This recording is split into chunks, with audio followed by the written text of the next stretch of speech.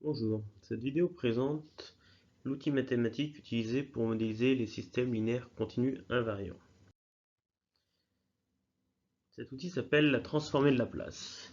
La transformée de Laplace est donc un outil mathématique qui nous permet d'associer à une équation différentielle, donc temporelle, un polynôme dans ce qu'on va appeler le domaine de Laplace, et donc d'associer aux solutions de l'équation différentielle des zéros de ce polynôme.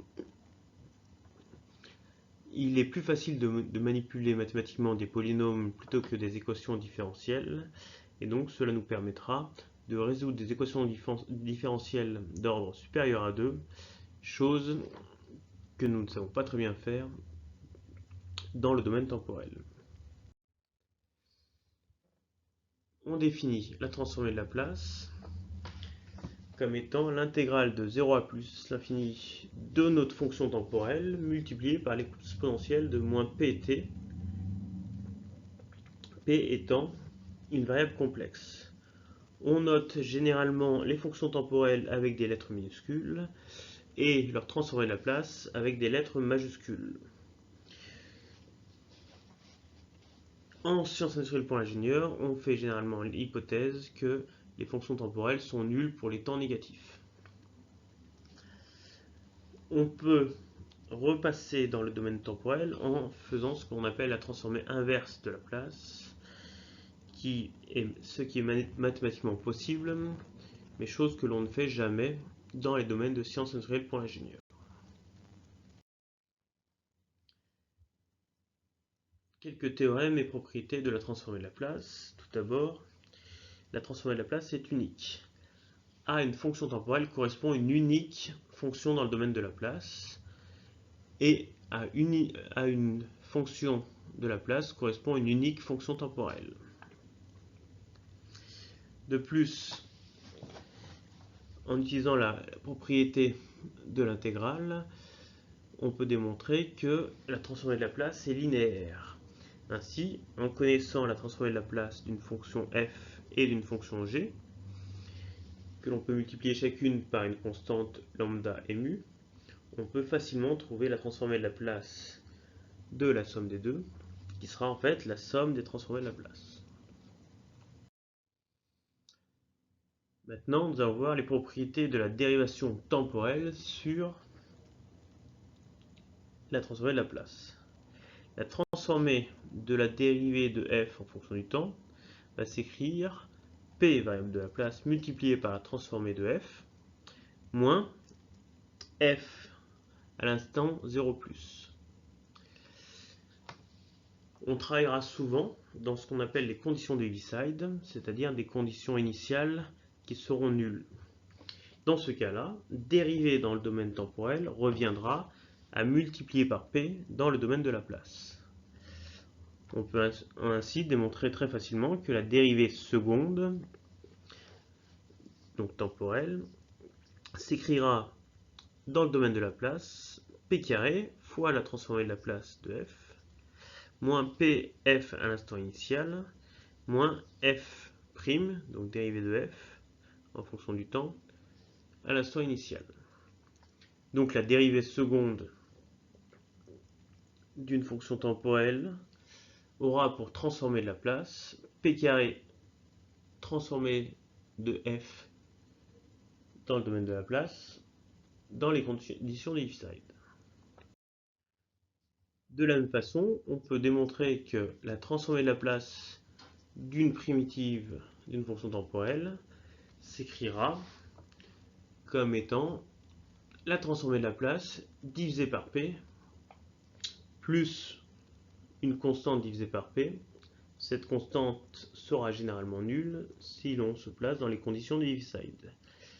Donc dériver dans le domaine temporel revient à multiplier par p dans le domaine de Laplace, et intégrer dans le domaine temporel revient à diviser par p dans le domaine de Laplace, dans le cas où les conditions initiales sont nulles.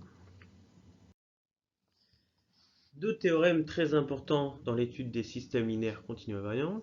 Le théorème de la valeur initiale. La valeur initiale d'une fonction temporelle, donc la limite quand t tend vers 0 de f de t sera égal à la limite quand p tend vers l'infini de p f de p. Alors, ce théorème est valable lorsque le degré du numérateur de f de p est égal ou inférieur au degré du dénominateur de cette fonction. De la même façon, il existe un théorème de la valeur finale. Donc la limite quand t tend vers l'infini de f de t, donc fonction temporelle, sera égale à la limite quand p tend vers 0 de p f de p.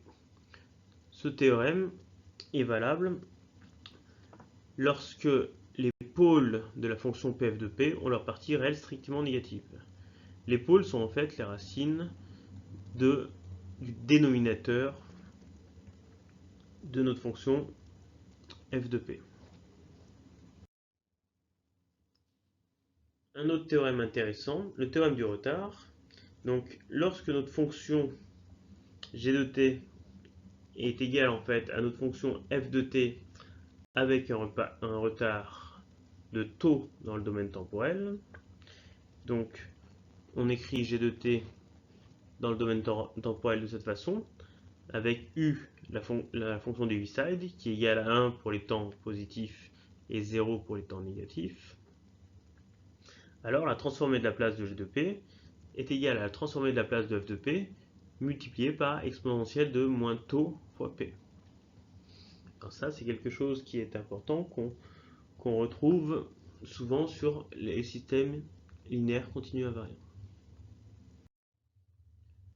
On a un théorème qui ressemble un peu au théorème du retard dans le temporel, qui est le théorème de la translation complexe. La transformée inverse de f de p plus a, donc p étant translaté de a, c'est égal à exponentielle de moins at f de t. Alors c'est un théorème que l'on n'utilise pas beaucoup dans les applications sur les systèmes linéaires continus invariants, mais qui nous permet en fait de démontrer quelques transformées inverses de Laplace. Quelques transformées de Laplace sont à connaître, c'est celles que l'on appelle les fonctions usuelles. Cela pour pouvoir repasser dans le domaine temporel à partir d'une résolution dans le domaine de Laplace. Ainsi, il faut connaître la transformée de Laplace des entrées usuelles, le Dirac, l'échelon, la rampe, mais aussi les polynômes, l'exponentielle et les sinus et le cosinus. On verra que le sinus amorti et le cosinus amorti peuvent être intéressants à connaître dans la suite du cours. Dans le domaine des sciences de l'ingénieur, on reste généralement dans le domaine de Laplace pour caractériser les comportements des systèmes. Si l'on veut repasser dans le domaine temporel, il faut alors décomposer nos fonctions dans le domaine de Laplace en éléments simples. Si on a une fonction de Laplace h de p, donc qui est sous la forme d'un numérateur en p et d'un dénominateur en p, on peut décomposer, donc factoriser le dénominateur en éléments simples du premier degré ou du second degré, donc avec des racines réelles ou des racines complexes. Une fois que l'on a factorisé notre dénominateur, il existe un théorème mathématique qui nous dit que cette fonction h de p peut s'écrire comme une somme de fractions avec des dénominateurs de degré 1 ou de degré 2. Et ces éléments simples, donc, vont pouvoir être transformés pour repasser dans le domaine temporel à l'aide du tableau vu précédemment. Voilà, c'est tout pour cette définition de la transformée de Laplace, ses théorèmes associés et ses caractéristiques.